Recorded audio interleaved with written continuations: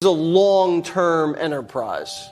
It's a long-term enterprise because if we take our eye off the ball, the waste and fraud will come roaring back. They can doge when Democrats get back in power. We're trying to have it be such that the funding is removed, so the grants are gone. So there's a lot of work required to restart the waste and fraud. Do these people not respect taxpayer money? I mean, there's no incentive to if you work in the government. I think the incentives will always decide the outcomes. Yes. And, you know, the way that the payment system is set up is if you ask for money, like, you're just going to get it.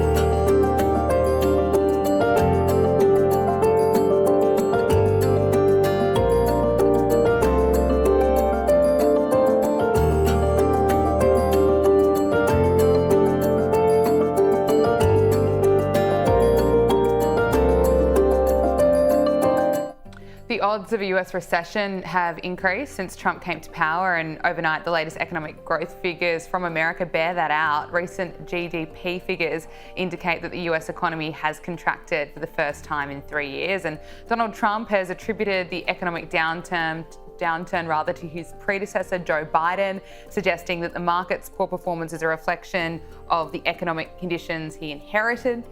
Is that fair? Not really. You know, Gabriella, when I worked at Merrill Lynch back in the day, there were three things you had to pay attention to: buy, sell, or hold. And after Trump's first 100 days and his various policies, a lot of investors are very nervous. Consumer confidence has caved in. People are expecting the worst. There are signs of a recession. I think a good stockbroker or hedge fund manager would tell people to sell. I mean, it's not going to get any better. It's just going to get worse. And so Trump is going to have to reverse this. Now, I understand that he's announcing major tax policies, which may be able to help him at the last minute, because he's trying to balance the act between what Americans have to pay more and what more they can take home in their pay packet. So that would be good news. Let's talk about those tax cuts. Donald Trump has said that some people's income taxes will be lowered or even completely eliminated due to tariffs, insisting that the focus will be on people making less than $200,000 a year. He says the number of jobs being created will be a bonanza for America. And last night, Donald Trump renewed his call for Congress to pass the One Big Beautiful Bill and once again deliver the largest tax cuts in history to the American people. Here he is. In the coming weeks and months, we will pass the largest tax cuts in American history, and that will include no tax on tips, no tax on Social Security, no tax on overtime. It's called the One Big Beautiful Bill, and it will be the biggest bill ever passed in our country's history. It will include the biggest tax cuts, regulation cuts, military supremacy, and just about everything else. We will cut more than $1 trillion in wasteful and unnecessary spending. And in the next fiscal year, it'll all be done. We're going to have something that you won't even believe. We will end inflation, slash prices. We've already ended inflation, raise wages, and give you the greatest economy in the history of the world. That's already happening. And today, Donald Trump announced plans to offer additional tax cuts to American businesses if they make their products in America. We cut your taxes from almost 40% down to 21%. Now we're bringing your taxes down from 21% to 15% if you build your product, make your product in the USA. So if you make it in the USA, those chips, those beautiful chips, we'll make those suckers in the USA, and you're going to be all the way down to 15%. And I think there's never been anything like it. So now we're at the lowest scale for a large country, by far the lowest scale. That's a pretty significant incentive. Yes, it is. But, manufacturing only accounts for 9% of the American economy. The rest are services, tourism, and students. So, it only helps a certain part. Look, Joe Biden was going to pay for everything by soaking people who made over $400,000. Trump says he's going to try to give relief to people earning less than $200,000. I like the idea of eliminating the tax on overtime and on tips and the like, because Gabriella, one of America's great shames is the minimum wage. It's federal minimum wage is $7.25.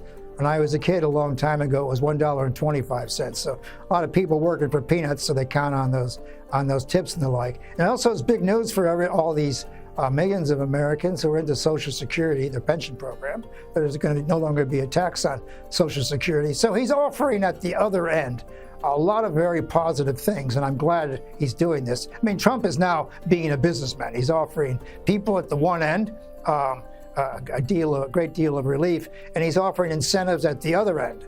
Now, if someone wanted to manufacture something in America instead of Costa Rica tomorrow, take them about 9 years to get it up. Keep in mind, it takes 12 years to grow an olive. I mean, it's not something you can do overnight. So he might be overselling that. But look, I think the tax relief that he's providing, and he's going to get this passed in the House and the Senate, might be able to offset the tactics and what's happening with tariffs. One poll that I saw over the weekend, I think it was the New York Siena poll, said that Americans are afraid. That is, they were scared of what Trump was doing because they didn't understand it. And, sometimes I look at Trump's advisors.